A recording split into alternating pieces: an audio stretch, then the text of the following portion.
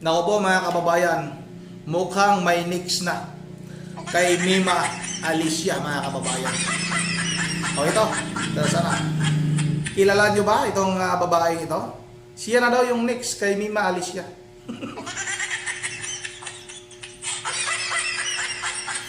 Naku po. Please, next na po. Pero bakit ang patuloy natin pag-uusapan? Ako muna ibabati ng magandang hapon o magandang gabi sa ating mga viewers diyan, sa ating mga bagong subscribers. Maraming salamat sa inyong suporta. Shout out sa inyong lahat. Yun ang mga kababayan, grabe. Grabe kung makaiyak itong babae ito mga kababayan. Siguro, matalik na kaibigan ito ni namayapang Mima Alicia mga kababayan. At may sinabi siya dyan na siya na daw yung next, pero hindi daw siya natatakot na maging next siya.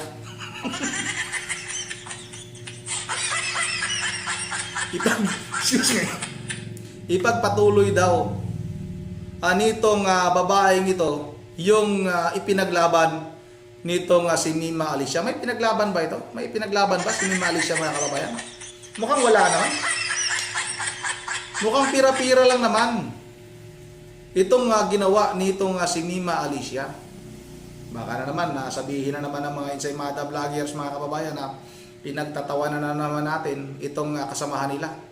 Ano bang gusto ng mga Ensaymada vloggers na ito? Magluksa din tayo katulad ng kanilang pagkukunwari. Magluksa ba tayo sa katulad nitong si Mima Alicia na nambastos, nambalahura kay dating Pangulong Duterte at kay Vice President Sara Duterte mga kababayan, sa pagmumura niya sa mga DDS, sa pagtawag niya sa mga DDS na mga bobo?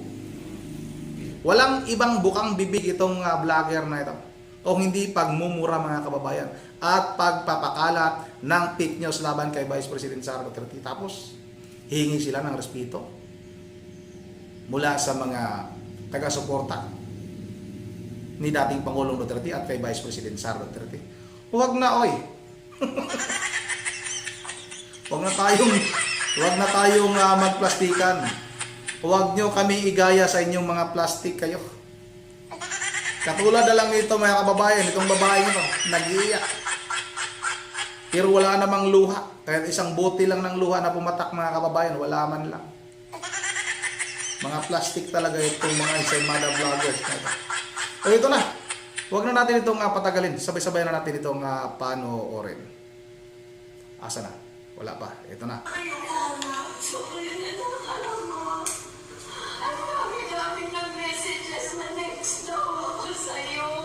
Next daw. Itutuloy namin ang laban na ginusto mo, anak. Masakit sa akin, hindi ko man siya nanay, pero kilala ako sa social media na mami, bro. Nilapit niya sa akin, mami. May nagkautang sa akin. Tulungan mo akong mapaningin. Yun po yung totoo. Alam na mahal kayo. Bisaya kasi ako. So, sinasabi niya sa akin, ito yung pangarap ko. Makabili ng ganyan para sa pamilya ko. So sa lahat, siguro makakarating ko sa lahat na sinasabi nyo na ganito ganyan si Alicia, hindi po lumalaban siya ng paras. So, ako, di na sinasabi nila. Paano siya lumalaban ng patas? Lumalaban ba ng patas yung ganong klaseng paraan mga kababayan? Sa paninira? Tapos tumatanggap ka ng bayad para sirain yung mga tao na gustong ipasira ng mga nagpupundo sa'yo? Tama ba? Paano lumaban ng patas? Itong anak-anakan mo? Di ka ba nakainom? Di ba ito lasing itong babae ito mga kababayan? Paano lumaban ng patas itong si Mima Alicia? O ito, patuloy natin ito. Sana? Asa na? Ito.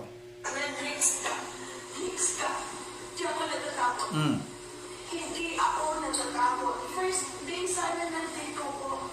Pero marami pong umaaligid sa akin. Ako po. Then next daw po ako. Next ako kay Alicia.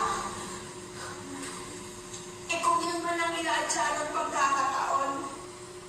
So be it. Kaibigan.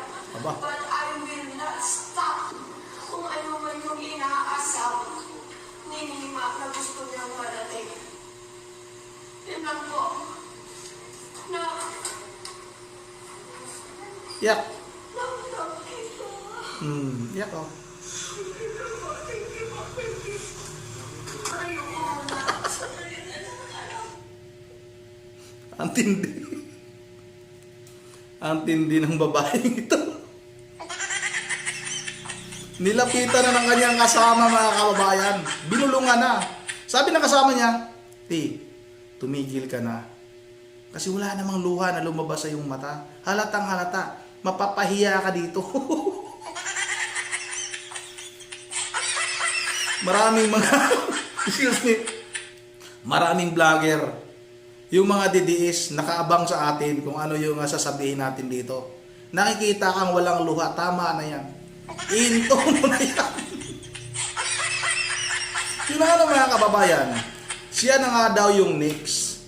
Marami na daw umaaligid. Sino ba itong vlogger na ito? Malamang vlogger ito mga kababayan. Kasi nga, bakit sabi niya, next na daw siya? Bakit nasa payroll ka rin ba? Kasama ka ba sa payroll?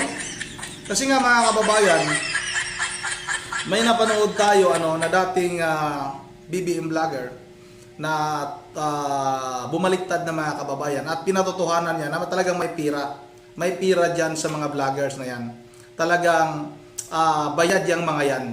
Talagang nasa payroll yung mga yan. At kung halimbawa, excuse me, marami ka nang alam kasi nga itong nagpupundo sa mga vloggers na yan ay sindikato daw yan. Kung halimbawa nga daw marami ka nang alam, marami ka nang nalalaman sa kanilang sindikato, yun nga daw kung gusto mong tumiwalag na, yayariin ka daw talaga. Kaya noong nalaman nitong vlogger na ito na ganun yung kalakaran,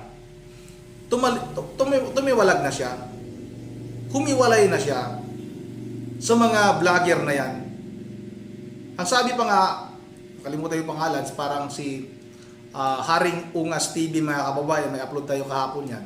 Ang sinabi niya, siya yung talagang pinaka-original na vlogger ni Pangulong Marcos mga kababayan. Itong mga vlogger na ito ay nagsusulputan lang dahil nga may tawag nito mga kababayan, may payroll nga sila, may kita nga daw sila.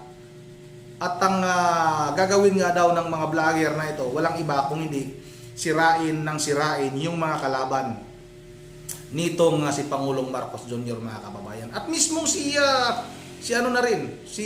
Attorney Claire Castro ang umamin mga kababayan doon mismo sa harap ng burol nitong si Mima Alicia na itong mga vlogger na ito talagang may briefing yan mula sa kanya. Although itong si Mima Alicia mga kababayan, ayon kay Attorney Claire Castro, hindi niya pa ito na-meet ng personal at hindi niya pa ito na-briefing ng personal, pero nagtatawagan sila. Paano nagkaroon ng number itong si Mima Alicia sa isang ayusik mga kababayan?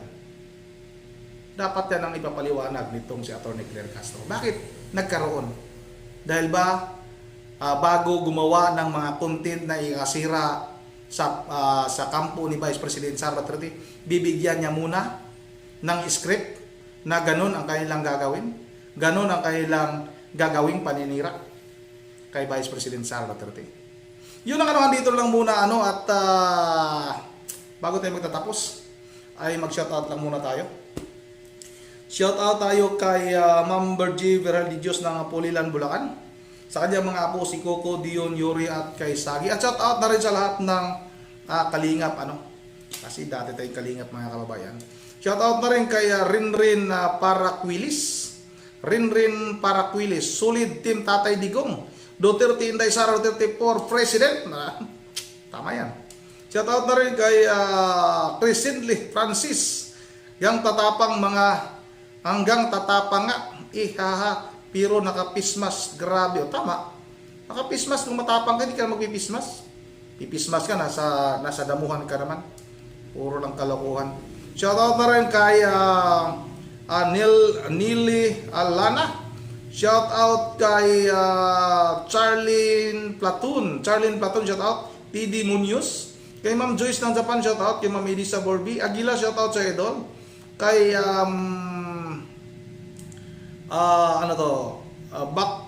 Bakli Maribik, shoutout sa idol. Shoutout na rin kay Morino. Shoutout kay Agosto. Ito tayo sa bandang baba. May nagpo-shoutout sa atin dito. Shoutout na rin kay Lers P. Gagila. Lers P. Lagila. Ano to? Lagila? Lers P. Ano to? Hindi ko mabasa masyado. Lers P. Gaglia. Ayun, baka tama yung pagbasa natin. Shoutout na rin kay Angelito Tolentino. Kay Rosana Macawil.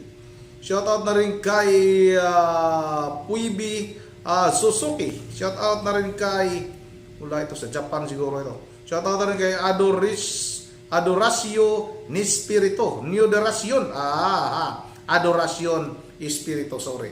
Shoutout na rin kay Pani Basig at kay Nilo Pires. Pasensya na, may hinahanap tayo dito nagpapashoutout sa atin pero hindi ko na makita. Ito si si Crescendi Francis, shoutout sa iyo, idol.